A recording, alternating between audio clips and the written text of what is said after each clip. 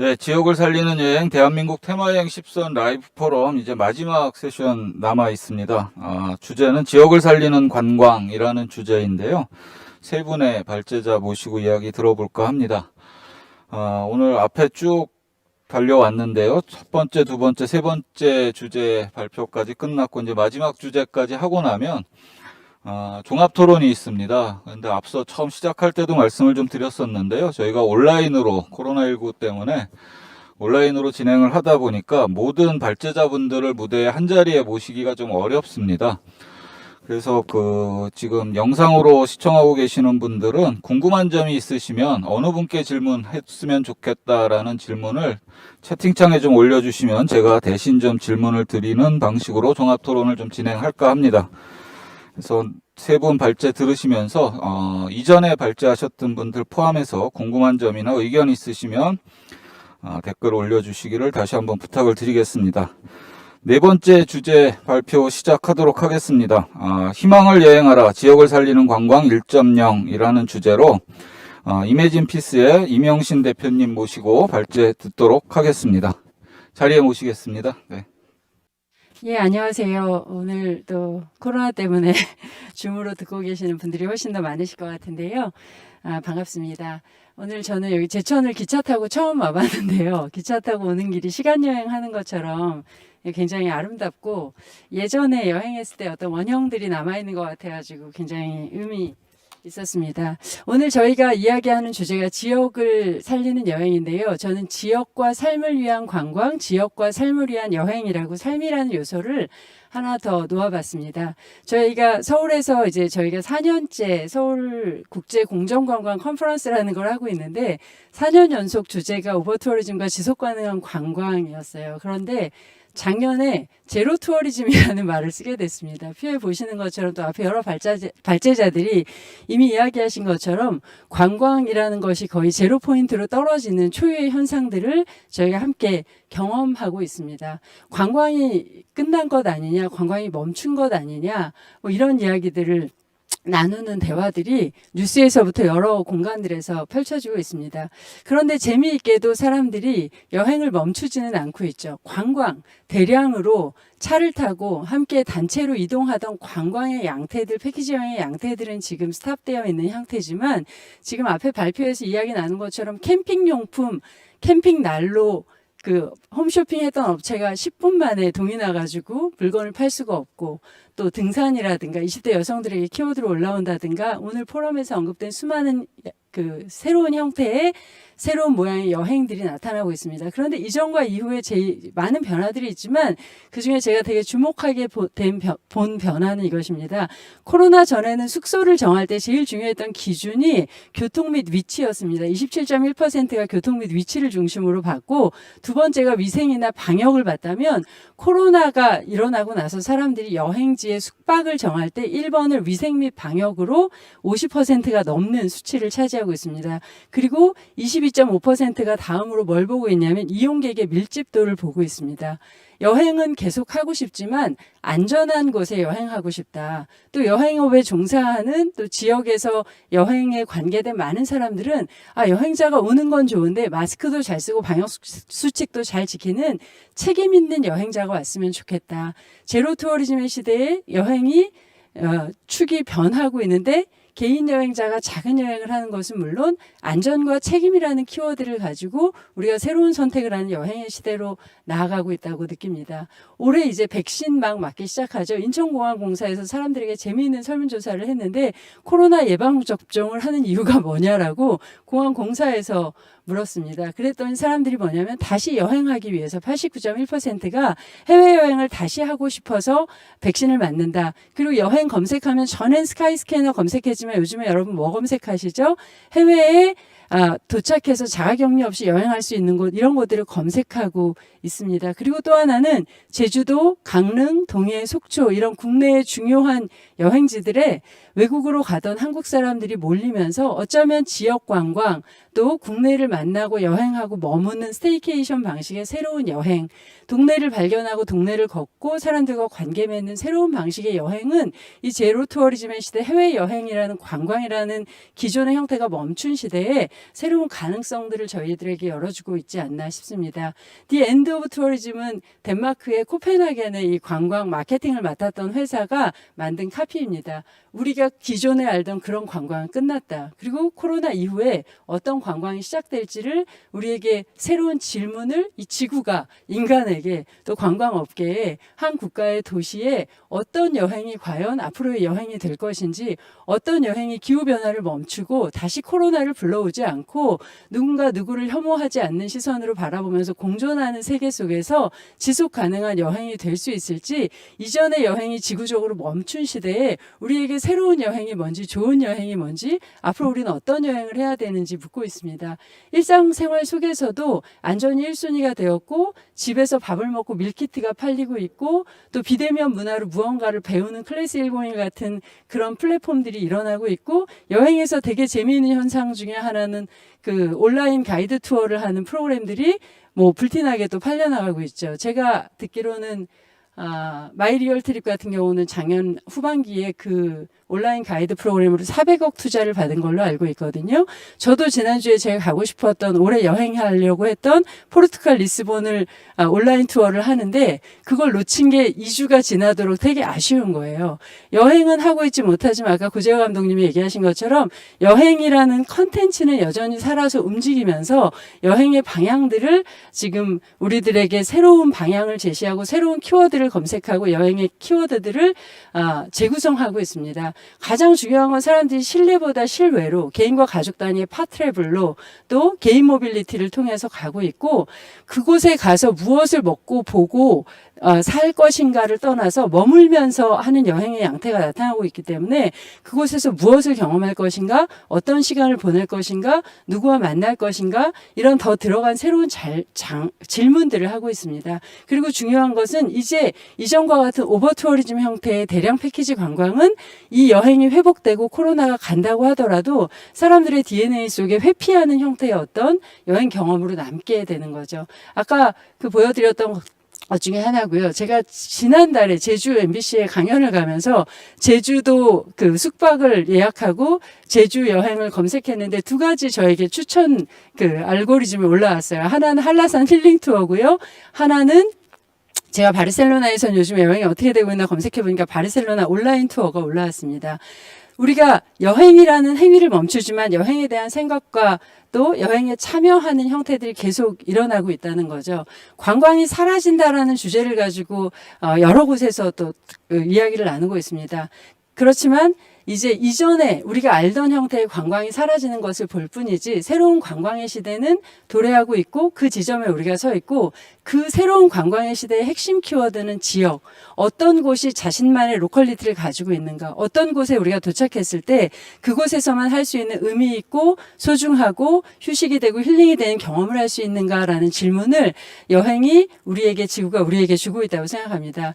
여기는 그 투어리즘으로 유명한 베니스인데요. 베니스가 오버투어리즘으로 유명해지면서 나오게 된 한 장의 사진입니다. 크루즈로 한 번에 1,000명, 3,000명씩 사람들을 풀어놓고 지역 주민들을 쫓아내게 되는 오버투어리즘으로 베니스가 굉장히 악명을 높였었죠. 그리고 지역 주민들이 나와서 그 크루즈선 앞에서 항의하고 시위하는 장면들의 유명한 사진이 하나 남게 됩니다. We are not welcome 이라는 영어를 배우면서 우리가 한 번도 보지 못했던 문장들을 베니스 주민들이 이렇게 들고 나서 사람들 앞에 시위를 하고, 베니스 시 당국에 계속해서 요청합니다. 크루즈로 여기에 들어오면서 베니스 시의 그 토대가 무너지는 것을, 사람들의 삶이 뿌리채 떠나게 되는 것을 조정해달라. 베니스 시 당국이 베니스 주민들에게 했던 말이 뭐였냐면, 우리끼리 결정할 수 없다. 우리 오늘 지역을 살리는 관광이라는 주제로 얘기하고 있는데요. 저는 이 주제로 우리가 지역을 살리는 관광에 도달하기 위해서는 문체부랑만 얘기할 수 없다고 생각합니다. 관광은 국토부랑 연결돼 있고요. 항만에 관한 것, 또 항공에 관한 것, 개발에 관한 것, 수많은 문제들이 있기 때문에 이 아젠다가 관광 정책과 관광 진흥과의 아젠다로만 있을 때 지역 지역을 살리는 관광이라는 매니저블한 우리가 그 관광이 어떻게 해야 좋은 관광이고 그 관광을 통해서 오는 사람과 그 관광을 통해서 얻는 수입이 우리 지역에 좋은 일자리를 만들고 숲과 강을 지키고 우리 지역의 전통시장을 청년들을 소상공인들을 지지하는 그런 관광의 선순환을 만드는 관광으로 가게 하려면 관광 정책가만으로는 안 되고 그 국가의 아젠다에 관광이 중요한 그 지속 가능한 개발의 지표와 함께 포함이 돼야 되고 한 도시의 관광 정책에 있어서도 지능뿐만 아니라 매니지먼트라는 관점에서 포함이 되어야 하는 거죠. 왜냐하면 관광은 일자리를 증대하고 수입을 늘리는 좋은 면도 있지만 그 관광이 남기는 쓰레기 문제, 우리 제주에서 연일 터져나온 뉴스를 보게 되죠. 또 지금 제천은 넓은 면적 대비에 인구가 적고 관광객이 적기 때문에 어떻게 하면 더 많은 관광객을 오게 할까 문제지만 오늘 파랑달에서도 오셨고 속초에서도 광주에서도 보고 계시는데 또 어느 지역에서는 너무 많은 관광객들 때문에 그곳의 난개발과 쓰레기 문제 때문에 고심하고 있습니다. 관광학에서는 이미 파괴된 관광지의 환경 용량에 대해서도 연구된 바가 있고 지역 주민들이 처음에 웰컴하다가 나중에 그냥 무심히 보다가 나중에는 관광객들에게 화를 내는 분노에 도달하게 한다라는 연구도 이미 나와 있습니다. 그럼에도 불구하고 우리가 안전과 밀집도라는 기준은 이전의 관광 개발에서 없었습니다. 밀집도의 문제와 안전의 문제는 지역 주민들에게도 중요하고 관광객에게도 중요하고 과연 우리 도시에 더 많이 더 빨리 더 많은 돈을 벌어주는 관광이라는 것이 우리 도시의 관광 지표가 되어야 할 것인가 아니면 그 관광이 우리 동네에 사는 사람들, 우리 지역의 청년들, 우리 마을, 우리 동네의 숲과 자연에 지속 가능한 개발을 가져오는 매니저블한 관광이 되어야 할 것인가 이 질문을 가지고 관광에 대한 지표들을 새로 써야 되는 거죠. 지금 해외여행이 멈췄지만 국내 관광객이 제주에 계속 가고 있고 또 이 코로나가 풀리고 나면 트래블 버블 뭐 어떤 정책이든 시행이 되면 제주는 다시 세계 오버투어리즘 맵에 올라가게 되고 또 제주를 못 가게 되면 우리가 속초든 부산이든 어디든 한국 사람들이 몰림과 쏠림이 있기 때문에 이런 일들이 일어나죠. 근데 그게 문제가 되니까 이제 혼잡도를 빅데이터로 공유하는 새로운 이제 맵들이 바르셀로나부터 제주까지 나오고 있습니다. 되게 재미있게도 코로나가 일어나고 나서 한국 여행자들 77%가 로컬 여행을 선택하고 있고 에어비앤비에서는 이제 숙소보다 액티비티를 중심으로 해서 체험 프로그램을 보여주는 그런 그 선택들을 하고 있습니다. 에어비앤비의 카피가 바뀌었죠. 여행은 이제 가까운 곳에서 어쩌면 지역을 살리는 관광을 얘기하는 우리에게 굉장히 희망적인 메시지입니다. 그리고 사람들이 점점 더 캠핑이나 비대면 여행을 향해서 나아가고 있습니다. 하지만 이 코로나가 우리에게 온 이유는 우리가 나아가려고 하는 캠핑이나 자연을 지키려는 삶의 방식, 지키려는 여행의 방식이 아니었기 때문에 지구라는 풍경을 놓고 보면 기후위기와 코로나는 관광의 지속 가능성의 결정타를 먹이고 있는 가운데 있습니다. 지금 관광이 멈추어 있는 지금 관광객이 돈도 가져오지만 하루에 1인당 평균 3.5kg의 쓰레기를 남기고 지역민보다 28배의 전기를 쓰고 호텔 객실 하나에서 1.5톤에서 워터파크가 있는 3.5톤까지 물을 다 서킹하는 이런 시스템의 관광이 있는데 대규모 리조트의 관광 개발이 아니라 지역과 삶과 마을과 지역의 메이커스와 지역의 대중교통과 지역의 시장과 지역의 삶의 생태계를 지켜내는 관광으로 가기 위해서 녹색 전환을 준비하지 않으면 오늘 내일 지금 제주 2공항 제주 도민투표하고 있고 제주 도민사회가 반으로 완전히 갈등에 휩싸이고 있고 서늘리 동백동산 습지 그렇게 소중하게 여기고 환경부에서 전국의 사례로 소개하고 또 국제대회 나가서 상도 타고 이랬지만 서늘리 옆에 뭘 짓고 있죠? 대명에서 사파리를 짓고 열대동물들을 가져오고 있습니다. 서늘에서 아무리 마을관광 열심히 해도 서늘에서 아무리 생태관광 열심히 해도 그 옆에 사파리 들어오고 제주 2공항 들어오고 성산이 무너지고 비자림로가 잘려나가는 일들을 관광에 관한 질문만 가지고 우리가 막을 수 없다는 것을 저는 이 코로나를 통해서 저희가 직면해야 할 일이라고 생각합니다. 제가 검색하던 자료 중에 하나예요. 성산에 에어시티가 생기면 이 프레스빌이라는 건축회사, 부동산 회사가 저런 건물을 지어서 상가를 분양하겠다고 나온 거거든요.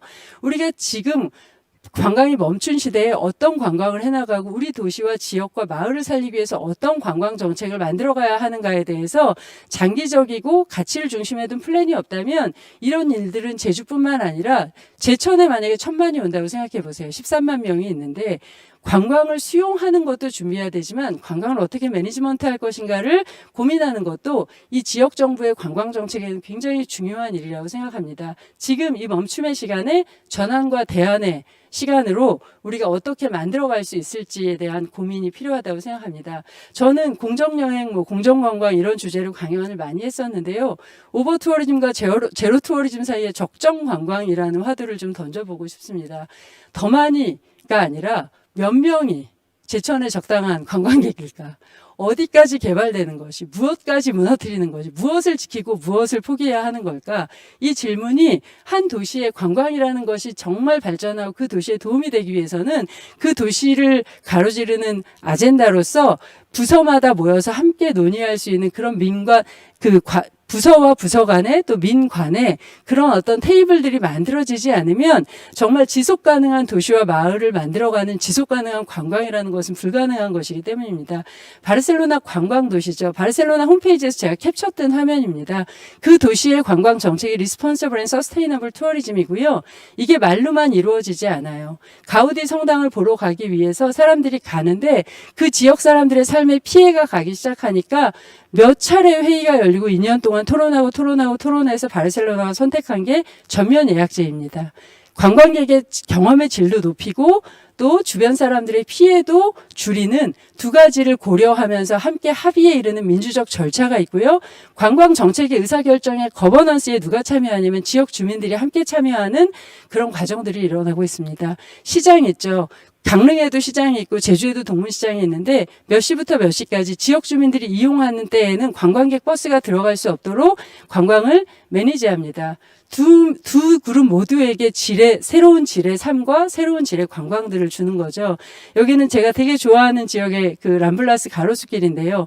관광이 계속 발달하고 관광으로 일자리를 만들어가면서 파라솔이 이 길을 점령했는데 이 상인회하고 관광회사하고 지역 주민들하고 지역 행정공무원들하고 모여서 2년 동안 토론을 해서 이 길을 3분의 1만 점유하기로 같이 이야기합니다. 관광객에도 훨씬 더 쾌적한 환경에서 무언가를 먹고 마시고 또 지역 사람들은 유모차를 끌고 휠체어를 끌고 갈 수 있는 공존하는 도시, 관광의 도시를 내어주는 것이 아니라 관광과 삶이 공존하는 도시라는 것을 이 도시의 관광 정책 목표에 갖고 있기 때문에 가능한 일인 거죠. 그리고 바르셀로나는 또 제가 뒤에 보여드릴 파리는 점점 더 주차하기 불편한 도시가 돼가고 대형 관광버스를 가지고 시내에 들어가기 어려운 도시로 도시 교통 정책을 만들어가고 있습니다. 제가 갔을 때에도 인도를 넓히고 차도를 좁히는 공사를 계속하고 있는 거예요. 그리고 중간에 장애물을 세워가지고 여기는 버스가 못 다니는 존을 만드는 거예요. 근데 누구에게 유익이 될까요?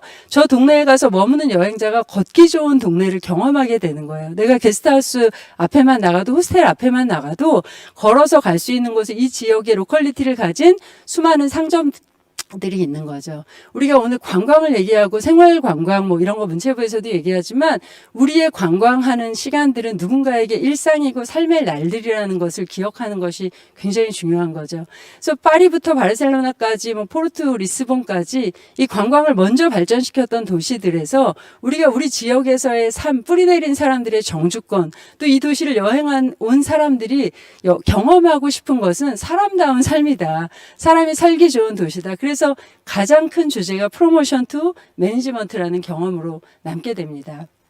여기는 덴마크 코펜하겐인데요. 코펜하겐 시 홈페이지에 들어가면 보여주는 안내들이에요. 저는 코펜하겐 보면서 뼛속까지 지속 가능한 도시를 꿈꾸는구나를 관광 안내에서 보거든요. 관광 안내판에 관광 가이드에 나와 있는 그 안내들이 코펜하겐이라는 시가 시민들에게 하고 있는 정책이 관광에 고스란히 투영되어 있습니다. 제천시 홈페이지 제가 오늘 안 들어가 봤어요. 그 도시가 무엇을 보여주고 싶은지가 그 도시가 지향하고 그 도시가 지역과 함께 만들어가는 삶이거든요. 우리가 지역을 살리는 관광을 하려면 제천의 인구가 13만인데 관광객이 1,000만 명 온다? 그게 지역을 살리는 관광이 될까요? 제천의 인구가 13만 명인데 15만에서 30만까지 점점 더 살기가 좋아지는 도시가 돼서 지역의 사람들이 늘어나면서 관광이 함께 성장하는 이 성장의 속도를 제어할 수 있는 관광 정책이 함께 병행되지 않으면 관광의 도시를 집어삼키는 일을 언젠가 우리가 보게 되는 거죠. 대체에너지, 호텔에도 대체에너지를 모두 경험할 수 있고 로컬푸드 정책을 지역에서 하면 호텔 조식에 로컬푸드가 나오는 거죠. 문체부에서도 오늘 듣고 있는 걸로 아는데 전국의 호텔에서 로컬푸드를 쓰도록 정책을 우리가 한번 만든다고 생각해 보면 어떨까요? 전국의 호텔에서 지역의 사람들을 고용하는 것을 법으로 만든다고 생각을 해보면 어떨까요? 관광은 지능도 있지만 매니지먼트라는 것, 가치를 중심에 둔 새로운 기준들을 만들어가는 것도 굉장히 중요하다고 생각합니다. 그리고 그 도시, 그 마을, 그 지역을 경험하는 것이기 때문에 우리 그린 뉴딜 얘기하고 있는데 제주도 지속가능한 관광 컨퍼런스 제일 많이 열리고 있는데 제주도에서 난개발 뉴스 제일 많이 보고 있고요. 영월 동강 테마 10선 들어가 있지만 영월에 쓰레기 매립하는 것을 막 허가내주는 그런 일들이 계속 일어나고 있잖아요. 관광이라는 것이 지속가능한 관광을 따로 떼어서 볼 수 없고 관광 개발이 지역민을 위한 것이어야 한다라는 가치가 이 도시와 이 충청북도면 북도에 또 우리나라의 국토개발부면 국토개발부에 전체의 기조로 있을 때 지역을 위한 관광이 저는 가능하다고 생각합니다. 15분 도시 이달고 시장이 선언해가지고 유명해졌죠. 근데 그 이전에 파리는 이미 400개의 상권을 묶어가지고 5개의 업종을 보호해요. 지역민들에게 필요한 가게, 빵집, 철물점, 야채가게, 뭐 학교 앞이면 서점 이런 것들을 보호하면서 내가 걸어서 갈 수 있는 곳에 내가 필요한 곳이 있는 삶의 환경, 자동차가 없어도 거주하기에 불편하지 않은 환경을 만들고 그것이 결국은 그 여행자들이 그 도시에서 더 높은 어떤 고양되는 삶의 경험들을 하게 하면서 그 도시를 보게 하죠. 파리는 관광 도시입니다. 그런데 파리가 관광을 홍보하지 않아요. 파리라는 도시가 가지고 있는 삶의 질과 격에 대해서 홍보를 하고 관광하기는 더 불편한 도시를 15분 도시 하면서 만들어 가고 있는 거죠. 이 PPT 조금만 더 넘겨주시면 제가 마지막으로 화성시 이야기를 하나 하고 마치겠습니다.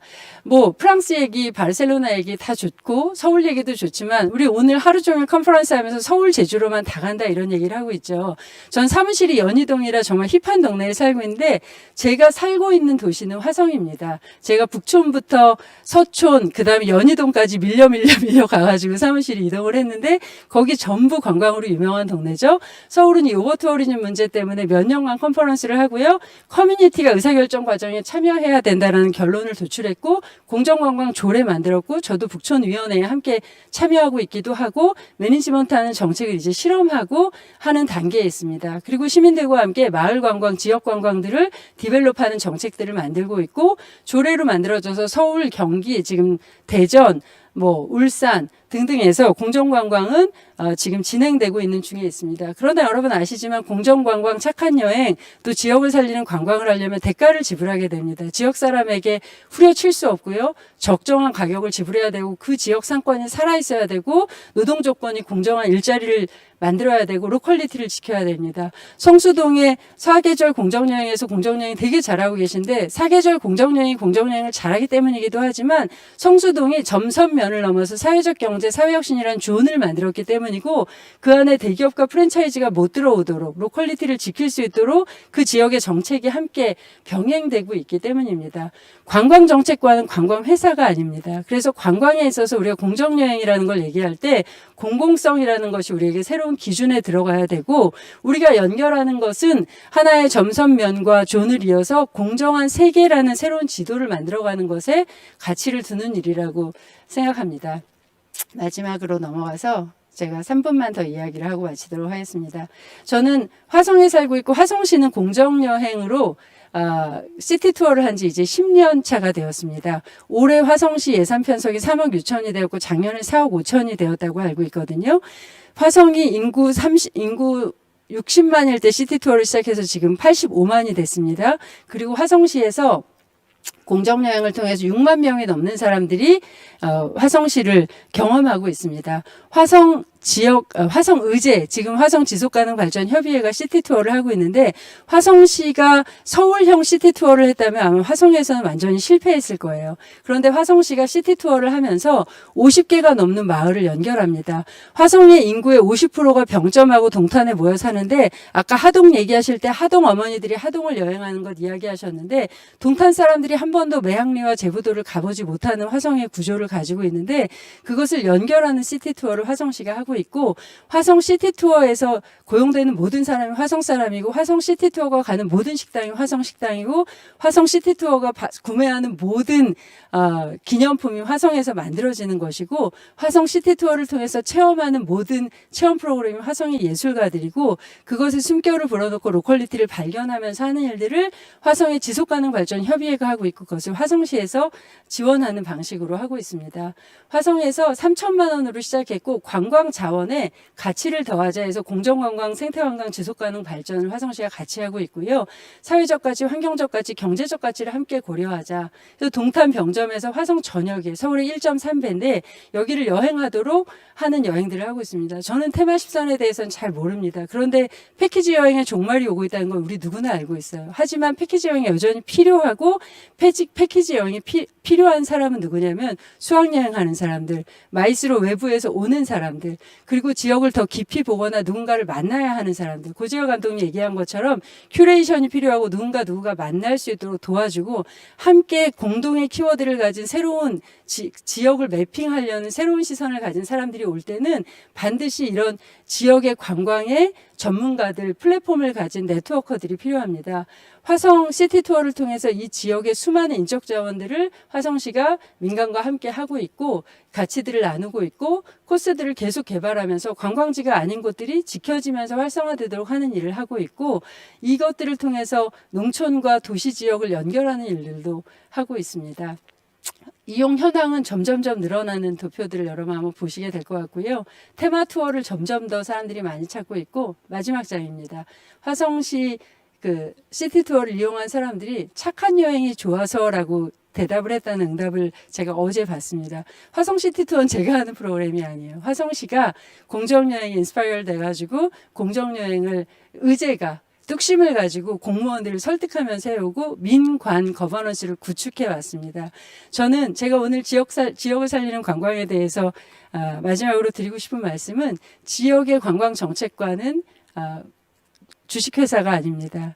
지역에서 일어나는 관광은 그 관광을 통해서 그 지역에 얼마나 많은 이윤이 경제적으로, 사회적으로, 환경적으로 돌아가고 지켜지는지라는 공공성을 기준으로 봐야 하고, 그곳이 지속 가능한 여행이 되기 위해서는 그 지역의 정책이, 그게 그린 뉴딜 따로 놀고 개발 정책 따로 노는 정책이 아니라, 속초에 막 케이블카 만들고 제주에 2공항 만들면서 지속가능한 관광 컨퍼런스 따로 하는 이런 분열적인 정책 방향이 아니라, 함께 공통의 트랙을 만들고 그 지역의 핵심 아젠다로 삼고, 민과 관이, 부서와 부서가 함께 만나서 어떻게 하면 지속가능한 삶과 지속가능한 지역을 기반으로 한 지속가능한 여행을 만들어갈 것인가, 질문의 순서가 바뀌어야 된다고 생각합니다. 이상입니다. 감사합니다. 대표님 말씀 듣다 보니까 제가 지난해에 우연히 운전하고 가다가 라디오에 화성시장이 나와서 인터뷰했던 장면이 떠오릅니다. 대중교통 버스 안전공영제를 하겠다라고 하면서 이것은 교통정책이 아니라 환경정책이고 문화정책이며 복지정책이다, 이렇게 설명했던 걸로 기억이 납니다. 대중교통에서 버스 안전공영제를 하는 게 왜 복지정책이고 문화정책이고 환경정책이지?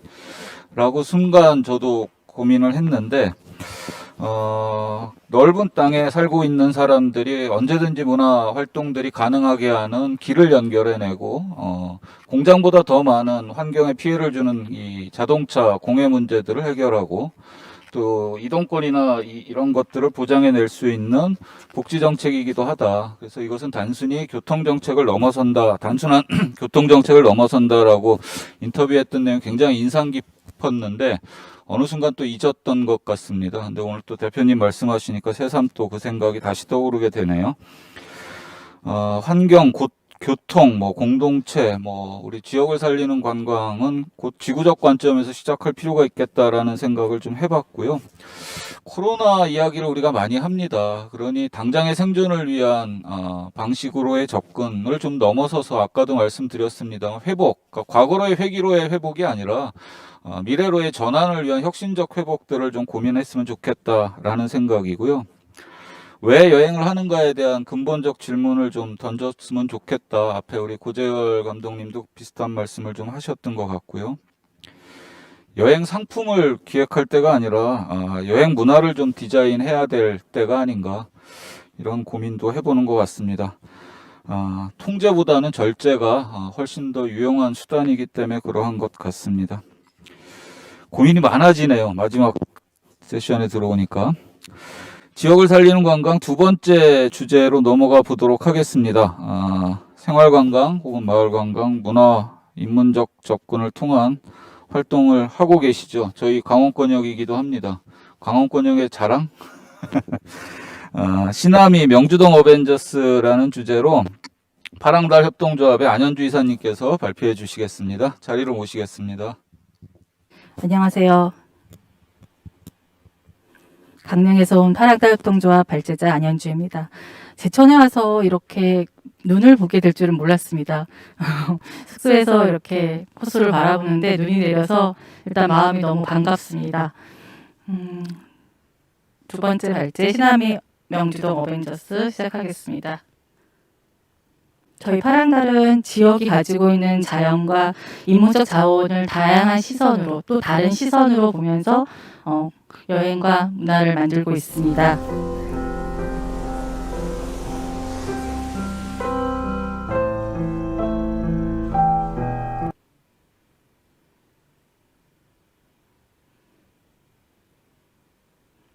저희는 2018년부터 시작해서 현재까지 테마여행 10선의 다양한 프로그램들을 기획하고 운영해 왔습니다. 저희의 첫 시작은 명주동에서 시작되었는데요. 명주동은 강릉의 원도심 중심으로서 그 대도부 가나나 칠사당 그리고 객산과 같은 도심 속의 역사 유적지가 많은 지역이고요. 최근에는 곳곳에 특색 있는 커피숍들이 많아지면서 골목 속에 다양한 젊은 친구들과 다양한 사람들이 방문하는 곳이 되었습니다. 명주동에서 처음으로 저희가 2018년 평창 동계올림픽을 기준으로 시작했던 프로그램이 명주애가라는 이제 미디어 트래킹이었습니다. 이 미디어 트래킹은 보시는 바와 같이 미디어 장비를 활용해서 마을과 여행객들을 이어주는 프로그램이었습니다. 미디어 속 영상을 따라서 태블릿 PC를 들고 그리고 헤드셋 속에 있는 음성을 들으면서 한 20분가량 마을을 돌다 보면은 몰랐던 마을의 역사적 공간, 인문적 자산들에 대한 이야기를 들을 수 있는 그런 프로그램이었습니다.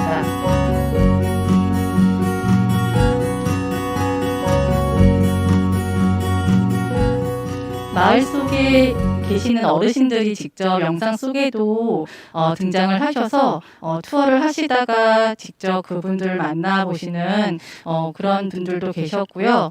그 명주동에 와서 그냥 스쳐갈 수 있는 공간들을 짧게나마 미디어 트래킹을 통해서 좀 더 알아가는 계기가 되었던 프로그램입니다. 올해 저희가 이제 외국 관광객들을 위해서 사실은 영문 버전으로도 만들었었는데 이제 아쉽게도 실질적으로 활용은 못했고요. 이 프로그램은 2018년 이후에 계속해서 저희가 운영하고 있는 프로그램입니다. 다음은 모두의 식탁 언더 스카이라고 그 참여형 그 공유 식탁 프로그램이었습니다. 지역에 있는 곳곳에서 다양한 피크닉 형태로 프로그램을 운영하고 밥을 함께 먹는 프로그램이었는데 그 중에서 가장 인기가 많았던 프로그램이 할매 식탁이었습니다. 여기서도 저희가 명주동에 손맛 좋기로 유명하신 이제 어르신들이 차려주시는 밥상을 통해서 저희가 이제 공동의 프로그램 또는 공동의 프로그램이나 아니면 어른들의 손맛을 느낄 수 있는 그런 프로그램이었습니다. 강릉은 아시다시피 지역적인 식재료가 많은 곳입니다. 그 초당 순두부도 있고 화면에 나오고 있는 것처럼 그 문어로 해서 하는 요리들도 많습니다. 특히나 강릉의 문어 요리는 이렇게 숙회 요리가 아니라 이렇게 무침으로 해서 올라가는 형태의 레시피가 있어서 그런 것들이 어르신들의 손맛과 함께 옛날의 향기를 느끼게 해주고 지역마을이 가질 수 있는 먹거리로서의 어떤 여행 콘텐츠로도 작용하게 되었습니다. 인생이라는 자서죠.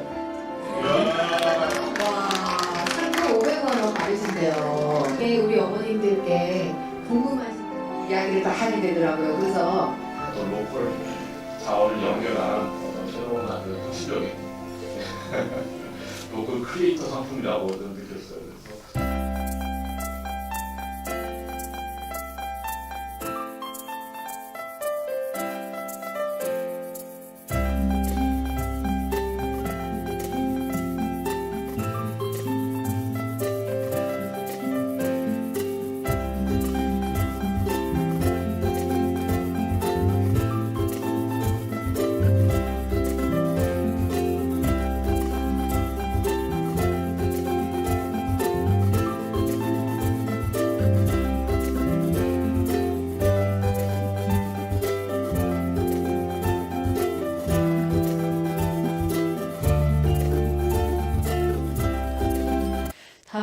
저희가 작년에 진행했던 생활관광 프로그램입니다. 그 테마형 10선을 통해서 구축해 놓은 프로그램들이 하나의 연결이 돼서 그 명주동의 일상과 매일매일 오는 여행객들과 함께 이제 명주동을 직접 경험하고 주민과 함께 느낄 수 있는 그런 프로그램이었고요. 이 프로그램에는 명주동에서 실제 거주하고 계시는 주민분들이 직접 골목 사진사가 되기도 하시고 그 마을 해설도 직접 맡아줌으로써 주민들이 직접 전달해주는 어떤 여행의 프로그램으로서 굉장히 인기가 많았고 호응도가 좋았습니다. 아쉽게도 이제 코로나 상황 때문에 대면으로 많이 여행객을 받지는 못했는데 앞으로도 계속 지속해야 할 여행의 형태인지 싶습니다.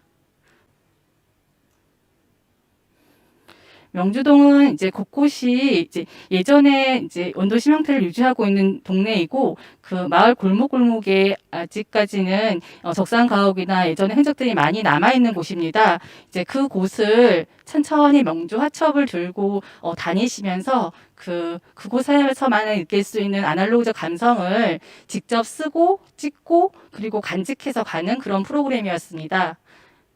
이 프로그램 안에는 저희가 기존에 계속 진행하고 있었던 근현대 의상을 대여해서 이제 인증샷을 남기는 명주 놀이나 또는 미디어 트래킹과 같은 형태의 프로그램이 매일매일 이루어지는 생활관광의 형태였습니다.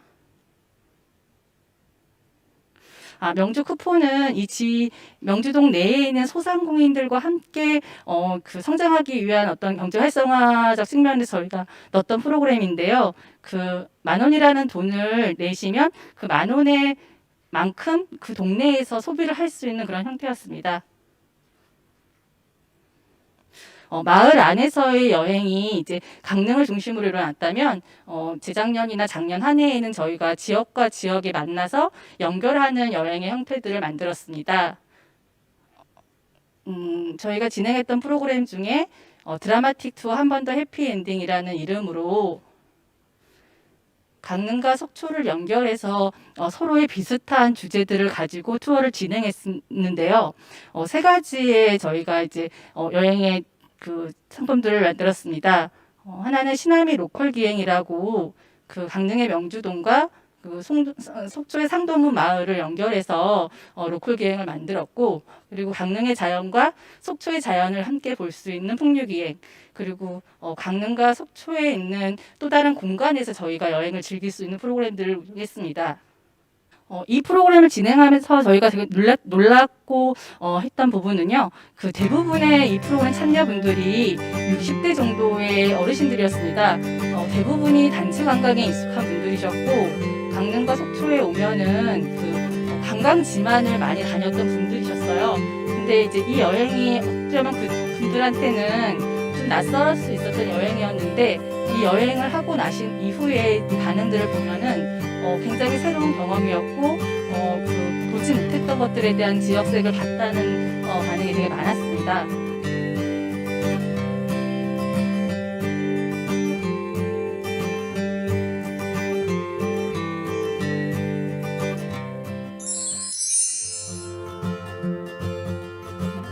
이렇게 저희가 2년 정도는 계속해서 대면으로 여행을 진행했었고요. 그리고 이제 직접 가이드를 하고 만나고 현장에서 이루어졌던 모든 이제 여행의 패턴들이 코로나 이후에 많은 변화들을 가져왔습니다. 저희 또한 이제 여행을 하는 부분에 있었을 때 다른 컨텐츠들을 찾게 됐고, 그중에 저희가 할 수 있었던 컨텐츠들은 온라인을 통한 송출이었습니다.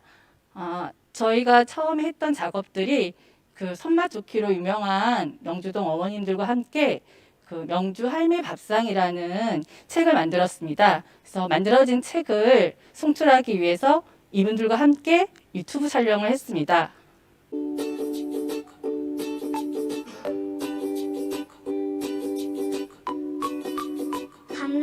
그 세 분의 어머님들이 직접 아침에 장을 보시고 그 재래시장에서 본 식자재를 가지고 어머님 중에 한 분의 댁에서 저희가 유튜브 촬영을 했었고요. 어머님들은 되게 의아해하시고 그리고 이렇게 하는 게 다 알려지고 그리고 레시피가 맞는지 잘 모르겠다는 말씀도 많이 하셨는데 이제 그 어머님들의 투박하고 그런 모습들이 이제 하나의 콘텐츠로서 젊은 친구 또는 지역을 또다시 알릴 수 있는 지역의 로컬 푸드도 알릴 수 있는 그런 프로그램이었습니다. 할머니의 지혜가 담긴 명주 할매 밥상 요리를 시작합니다. 그리고 이제 올해 저희가 진행하려고 했던 테마여행 10선이 시나미 로컬 기행이라는 이름이었는데 이제 전면적으로 다 대면으로 여행을 할 수 없었기 때문에 이제 올해 저희가 만들고 운영하고 있는 상품이 어느 날 여행이 문 앞에 도착했습니다. 그래서 두 가지의 저희가 이제 여행 상품을 만들었고요. 이 여행 상품은 저희가 택배로 밀키트 또는 그 여행 키트를 보내드리고 그리고 영상으로 그곳에 있는 내용들을 보실 수 있는 그런 형태의 여행입니다.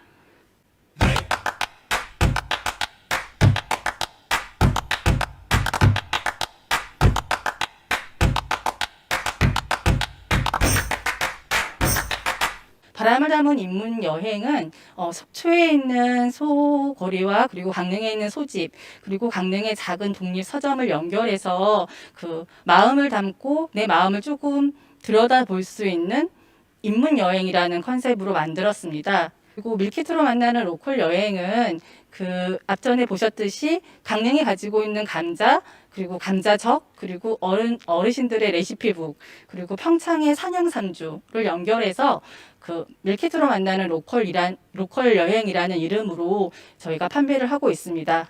저희가 그동안에 명주동이라는 지역을 거점으로 활동을 할 수 있었던 가장 큰 힘은 마을 주민들과 함께 여행을 만들고 마을에 있는 보이지 않는 곳을 스토리텔링하고 마을 안에서 저희와 같은 문화기획자, 지자체, 단체들이 협업이 이루어져서 또 다른 마을 속의 관광 콘텐츠를 만들었던 힘인 듯 싶습니다. 그리고 그 힘에 의해서 사실은 저희가 마을이라는 작은 단위에서 시작한 여행이 강릉을 알리는 어떤 여행의 시작으로도 작용을 했듯 싶습니다. 아마 지금 코로나 이후에 많은 여행에 대한 숙제와 고민들이 이제 있을 거고요. 저희 또한 지속 가능하게 여행을 하기 위한 많은 고민과 과제를 가지고 있는데요. 그럼에도 불구하고 여행은 계속될 거라는 믿음이 있고요. 저희 파랑달은 조금은 더 지역스럽고 조금은 더 촘촘한 마을과의 연결을 통해서 사람과 사람이 계속해서 이어지고 진행되는 그런 여행을 만들어 가도록 하겠습니다. 고맙습니다. 네, 고맙습니다. 강릉 명주동 사례를 들어봤습니다. 사실 그 미디어 트래킹 같은 경우에도 그 굉장히 예쁜 마을입니다, 명주동이. 그런데 관광객들이 많이 찾아오기 시작하면서 동네가 시끄러워지고 여러 가지 분란의 요소들이 생기는 모습들을 보면서 오시는 분도 마을을 제대로 깊이 있게 좀 들여다보고 마을 분들도 피해를 입지 않는 방법이 뭐가 있을까. 그래서 이제 조용한 여행, 조용한 골목 여행 뭐 이런 컨셉으로 기술적 요소들을 좀 접목시켜 봤던 부분들인데 올해 또 그 외국어 버전까지 만드셨다라고 하니 앞으로 잘 이어가셨으면 좋겠다는 생각을 했습니다. 네 번째 주제 마지막 발표인데요. 요리조리 제천 맛기행, 굉장히 관심 많았던 주제입니다. 가스트로 투어. 이정희 제천시 관광미식과 미식 마케팅 팀장님 모시고 이야기 듣도록 하겠습니다. 관광미식과라는 부서가 있는 행정이 또 있나요? 여기 말고? 저는 처음 들어보는 것 같습니다. 어떤 이야기 해주실지 굉장히 궁금한데요. 앞으로 모시고 이야기 들어보도록 하겠습니다. 자리해 주시죠. 네. 안녕하십니까. 저는 제천시청 관광미식과 미식마케팅 팀장 이정희입니다. 오전 11시부터 이 포럼이 시작이 됐는데 드디어 마지막 시간입니다. 이 포럼 발제자 이렇게 이 명단을 보니까 저하고 페이스북 친구분들이 상당히 많으시더라고요. 그래서 저가 감히 이 자리에 발제자로 서는 보다 저는 제 친구들을 볼 수 있다는 이런 기쁜 마음으로 여기를 달려왔습니다. 그래서 저는 이렇게 강연을 하는 사람도 아니고 이렇게 공무원이기 때문에 발표를 잘 못할 수도 있으니 그걸 좀 양해 부탁을 드리겠습니다. 그러면 지금부터 참 맛있는 여행 제천 가스트로 투어 이야기를 시작해 보도록 하겠습니다.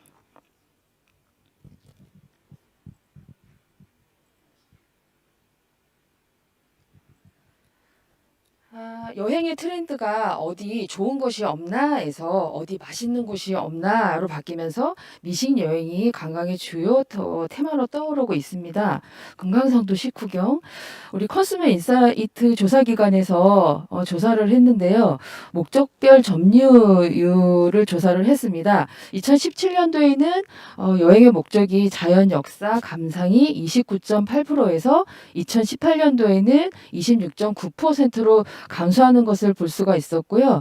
그리고 식도락 여행은 2017년도에는 12.6%에서 2018년도에는 16.5%로 증가하는 것을 볼 수 있었습니다. 먹는 게 남는 겁니다. 세상에는 두 종류의 음식이 있다고 합니다. 내가 먹어본 음식과 먹어볼 음식이 있다고 합니다. 여러분들은 과연 어떤 음식을 드시겠습니까? 한국문화관광연구원에서도 조사를 했습니다. 여행에 있어서 소비 지출이 어떤 요소가 가장 큰지 조사를 해봤는데요. 역시 음식점비가 39.2%로 가장 많은 비율을 차지했습니다. 세상에 여행은 먹방이었네. 이 말을 재미있게 써봤습니다. 제천 가스트로 투어에 대한 이야기를 시작하기 전에 저는 약체락이라는 이 얘기를 먼저 시작하고자 합니다. 약체락은 약이 되는 채소를 먹으면 즐겁다라는 의미로 제천시 대표 음식 브랜드입니다. 이 약체락은 2008년도에 브랜드를 제가 만들었는데요. 제천에는 이제 조선시대 3대 양령시장의 하나로 제천은 한방의 도시 약초가 유명합니다. 그래서 2010년도에 제천에서는 큰 행사가 열렸는데요. 바로 2010 국제 한방 바이오 엑스포가 열렸습니다. 그래서 2010년도 엑스포를 앞두고 2008년도에 저한테 가업이 왔는데요. 그 당시 시장님이셨던 저희 지금 현재 국회의원님이신데 그 시장님께서 2010년도에 제천의 엑스포를 통해서 사람들이 되게 많이 올 건데 우리 지역에 이 약초랑 한방을 접목해서 음식을 개발했으면 좋겠다. 그걸 한번 가업을 한번 수행을 해봐라 해서 제가 2008년도에 시작을 했습니다. 그래서 제일 처음에 2008년도에 제가 그 가업을 지시받고 수행을 했던 음식이 약초를 넣어서 만든 비빔밥이었습니다. 전주 비빔밥 능가하는 아주 포부에 가득 차게 그 음식을 개발을 했는데요. 밥도 약초 물을 달여서 밥도 했고, 그다음에 지역에서 나는 약초 나물로 나물을 넣었고, 그다음에 고추장도 약초를 넣어서 특허까지 받아서 고추장까지 개발을 해서 그 약초 비빔밥을 개발을 하게 되었는데요. 결과는 어땠을까요? 저는 처음 이제 제천에 한방 약초를 넣어서 이렇게 음식을 개발하고 하니까 하여튼 밥서부터 나물서부터 고추장서부터 성심성의껏 그렇게 쭉 개발을 한번 해봤는데 첫 시식회 때는 아주 시식회장이 초토화가 됐습니다. 너무 써서 못 먹겠다. 이렇게 불만들을 많이 하셔가지고 이 첫 개발 음식을 하고 참 이렇게 상심이 컸었던 기억이 있는데요. 그거를 다듬고 해서 지금은 아주 맛있는 약초 비빔밥이 지금까지도 지금 음식점에서 판매가 되고 있고요. 그리고 2008년도에 약체락의 약초 비빔밥이 개발이 되었고 2009년도에는 약체락으로 만든 한정식이 만들어졌고 2010년도에 바이오 엑스포가 열리던 때는 체질 해독 음식점이 또 육성이 됐었고요.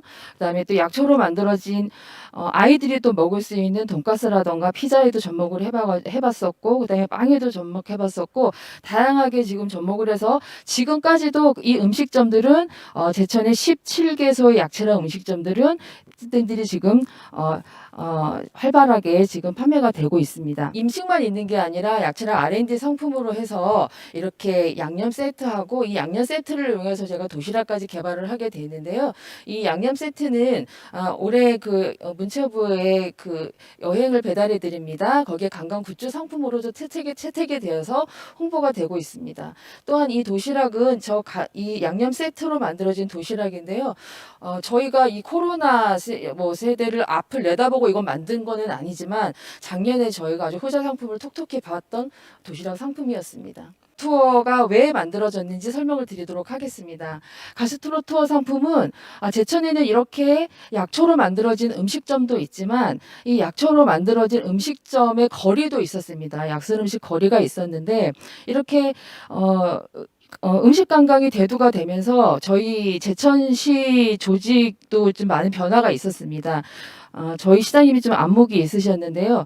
2019년도에 저희 관광에 음식이 접목이 돼야 되겠다 이렇게 말씀을 하시면서 저희 관광 레저과에서 관광 미식가로 과 명칭을 변경하게 됩니다. 그러면서 미식 마케팅팀을 신설을 하게 되면서 그동안 여러 부서에서 산재되게 음식 업무를 산재돼서 하던 업무를 미식 마케팅팀에서 집중되어서 일을 시작을 하게 됩니다. 그러면서 이 약선 음식 거리가 그 전에는 많이 활성화되지를 못했는데요. 이 약선 음식 거리 첫 번째 저희가 미식 마케팅 팀이 생기면서 첫 번째 미션이 약선 음식 거리의 활성화였습니다. 약선 음식 거리는 1구역부터 6구역까지 56개의 음식점들로 구성이 되어 있었는데요. 그 미션을 받고 저희가 전문가와 함께 그 거리를 관찰하고 조사하기 시작했습니다. 그래서 1구역부터 2구역까지는 15개의 음식점들이 있었는데 주로 고기를 품목을 취급하는 음식점들이 많았습니다. 그래서 1구역부터 2구역은 저희가 그 속에서 명동 갈비골목이라고 명칭을 칭하고 이 거리를 홍보하기 위해서 제천에는 봄, 여름, 가을, 겨울로 축제가 열리는데 그 겨울에는 겨울왕국 축제가 열립니다. 그래서 겨울왕국 축제 때 제가 아이디어를 내서 축제를 진행을 했는데요. 핫 앤 스파이시 푸드 페스티벌을 했는데 핫은 뜨겁고 스파이시는 매운데 뜨겁고 매운 음식이라면 열이 나기 때문에 이 겨울 축제에 맞는 축제가 되겠다 싶어서 그 축제를 이 명동 갈비골목에서 추진을 하면서 축제와 같이 이 명동 갈비골목을 홍보를 했습니다. 아주 성황리에 끝났었고요. 그다음에 3구역부터 6구역까지에서 탄생된 이 미식 상품이 가스트로 투어 상품인데 공교롭게도 제가 2019년대 미식 마케팅 팀에 오기 전에 서울 가스트로 투어라는 그런 서울에서 여행사에서 진행했던 그 미식 투어 상품을 제가 체험을 하게 되었습니다. 체험을 하면서 저는 정말 신세계를 만난 듯 정말 내가 만약에 기회가 된다면 제천에서도 이 미식 여행 상품을 만들면 좋겠다 해서 제가 4구역부터 6구역에 있는 음식점분들을 상대로 제가 가스트로 투어에 대한 사업 설명회와 함께 이걸 같이 참여하고자 하시는 분들의 신청을 받아서 가스트로 투어가 탄생을 하게 되었습니다. 그렇게 해서 총 9개 음식점들이 신청을 하게 되어서 9개 음식점들을 구성을 해서 A 코스하고 B 코스로 구성이 된 상품 구성으로 된 이 가스트로 투어가 탄생을 하게 되었는데요. 먼저 A 코스가 5개 음식, B 코스가 5개 음식인데 가격이 아주 상당히 가성비, 가심비가 좋습니다. 10,000원대의 상품 가격이 책정이 됐는데 이렇게 가격이 쌀 수밖에 없었던 이유는 제가 서울에서 체험했던 서울 가스트로 투어는 여행사에서 추진을 했기 때문에 여행사의 그 이윤이라던가 인건비라던가 음식 가격이 모두 포함이 되어 있어서 거기 서울 가스트로 투어 상품은 상당히 가격이 높았는데 저희는 이 상품을 개발을 해서 저희 관광가에 소속이 되어 있는 관광협의회에서 이거를 운영을 하게 하게 했습니다. 그래서 그런 이윤이 들어가지 않았고요. 그다음에 인건비도 거의 관광협의회에 소속이 되어 있는 관광 해설사분들한테 이거를 해설을 하게 해서 그 인건비가 포함이 되지 않은 순수하게 음식값만 책정이 됐기 때문에 이렇게 가성비 좋은 이런 상품이 탄생을 하게 되었습니다. 이렇게 5가지 음식을 먹으면서 가격도 저렴하고 관광 해설사의 설명을 들을 수 있으니까 입소문이 점점점 나서 관련 언론사라던가 그다음에 어떤 매체라던가 인플루언서라던가 이런 분들한테 입소문이 좀 나기 시작했죠. 그래서 지금 뉴스에 소개된 영상 하나 보시겠습니다. 제천시가 맛있는 향토 음식과 관광을 함께 즐길 수 있는 이색 여행 상품 선보였는데요. 지역 역사, 문화, 명소와 특산물 홍보에 큰 효과를 거두고 있습니다. 이정훈 기자의 보도입니다. 제천의 한 식당, 식탁 위에 각양각색의 나물 반찬이 펼쳐졌습니다. 관광객들이 모여들어 민들레와 대추, 표고버섯 등으로 만든 비빔밥을 직접 만들어 먹습니다. 모두 이 지역에서 키우고 수확한 특산품입니다. 약초의 고장 제천이 다양한 약선 음식 등을 관광과 결합해 만든 이른바 미식 여행입니다. 고기에 양념 재울 때 이럴 때 환기를 사용하고 오시는 분들한테 이제 이렇게 설명을 드리니까 저도 뿌듯하고. 관광객들은 구석구석 골목길도 누비고 의림지 등 제천의 관광 명소도 찾습니다. 지역의 다양한 음식도 맛보고 지역 문화와 역사도 체험할 수 있는 맞춤형 여행입니다. 해설이 들어가는 미식 관광은 더 발전했으면 하는 분야입니다. 제천에서 먼저 해서 기대가 큽니다. 다른 음식들도 충분히 만족스러웠고 특히 제천시는 이 같은 미식 여행을 통해 체류형 관광이 가능할 것으로 기대하고 있습니다. 지금 가스트로 투어 같은 관광 상품을 개발해서 앞으로는 이제 제천시가 중부권을 대표할 수 있는 미식 관광 도시로서의 도약을 할 수 있도록 그런 계획을 하고 있습니다. 지역 음식과 관광을 접목한 이색 미식 여행 상품이 오감 여행을 추구하는 관광객들의 눈길을 끌고 있습니다. KBS 뉴스 이정훈입니다. 이렇게 언론에도 이렇게 홍보가 됐었고요. 그다음에 TV 프로인 더 짠내 투어를 통해서 저희 가스트로 투어를 소개를 했는데 이때 소개되었던 그 덩실불식의 찹쌀떡은 실시간 검색어가 1위까지 찍는 그런 또 신기록까지 또 보여졌었고요. 그다음에 여행 매거진인 그 트레비에도 또 소개가 됐었고, 그다음에 제천의 일주일 살기를 통해서 일주일 살기에 오셨던 여행 작가님이신 최지영 작가님께서 또 이 가스트로 투어를 체험을 하시고 동아일보에도 또 기고를 해주셨었고요. 그다음에 헬로 코리아 여행객의 만찬이라는 유튜버를 찍어서 NDT TV를 통해서 18개국에도 이렇게 송출이 되기도 했습니다. 이렇게 저희가 가스트로 투어가 시간이 상당히 짧군요. 가스트로 투어가 이렇게 작년 6월에 런칭을 해서 10월까지 저희가 진행을 했었는데 이렇게 한번 해보니까 관광객들은 평상시 볼 수 없는 풍경이나 물건, 음식들을 오래 기억을 했고요. 생각하지 않았던 서비스 방식이나 부가 서비스를 오래 기억을 했었고, 고객과 개별적인 친분 관계를 맺으면 고객들은 그곳을 다시 찾게 됐었고요. 별 볼 일 없는 상품이나 물건도 해설이나 설명을 함께하면 오래 기억을 한다는 거였습니다. 그래서 제천 가스트로 투어의 성과는 저희 문화체육관광부에서 2019년도에 지역관광발전지수 관광정책 역량 부분에서 저희가 최우수상을 받았었고요. 그다음에 미식관광도시 제천 이미지 제고에도 기여를 했었고, 가장 중요한 건 이 부분입니다. 관광사업에 주민이 주도적으로 참여를 하게 되었는데요.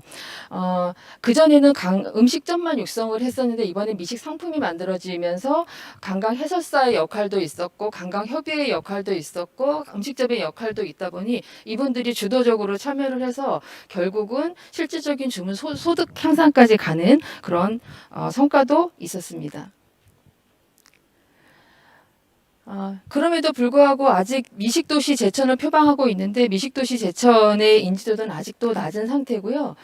제천은 충청도와 강원도와 경상도가 이렇게 3도가 접경 지역이 있는 도시로서 8도의 평균적인 맛을 가지고 있습니다. 그리고 약선을 재료가 풍부해서 건강을 저희가 건강 음식으로 각광받을 수 있는 충분한 가치가 저는 있다고 생각을 합니다. 그래서 이 가수트로 투어 상품과 함께 올해 저희 미션은 프리미엄 미식 관광 상품을 개발하고자 하는데요. 지역에서 나는 식재료를 가지고 더 깊게 그 지역미 속으로 들어가는 체류형 미식 여행 관광 상품을 프리미엄 미식 관광 상품을 개발하고자 합니다. 그래서 이 상품 또한 출시가 되면 많은 관심과 호응 부탁을 드리겠습니다. 마지막으로 제가 음식 관광 동영상을 하나 틀어드릴 텐데요. 이걸 보면서 마무리하도록 하겠습니다. 음식의 재료는 지역에서 나는 산물이다. 때문에 음식 관광은 지역의 1차 산업에 깊은 영향을 미칠 수밖에 없다. 가장 고유한 문화로 가장 거대한 시장을 두드리는 음식 관광. 우리는 지금 무엇을 시작해야 할 것인가?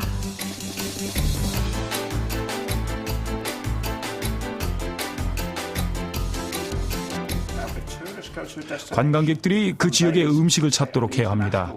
그렇지 않으면 사람들은 일반적으로 알고 있는 음식, 자신이 먹던 음식만을 찾을 뿐이죠.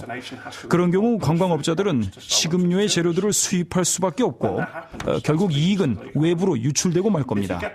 하지만 관광객들이 지역의 식재료로 만든 그 지방 음식을 찾게 만든다면 음식 관광은 그 지역의 1차 산업에 막대한 파급 효과를 주게 됩니다. 전체 지역 경제에 기여할 수 있게 되는 거죠. 사람들은 더 이상 수동적인 관광을 원하지 않는다. 적극적으로 체험하는 관광을 원한다.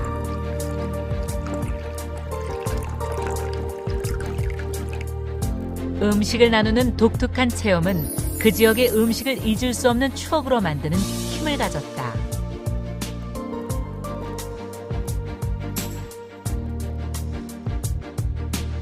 그 음식의 문화가 117조 원의 시장을 여는 열쇠인 것이다.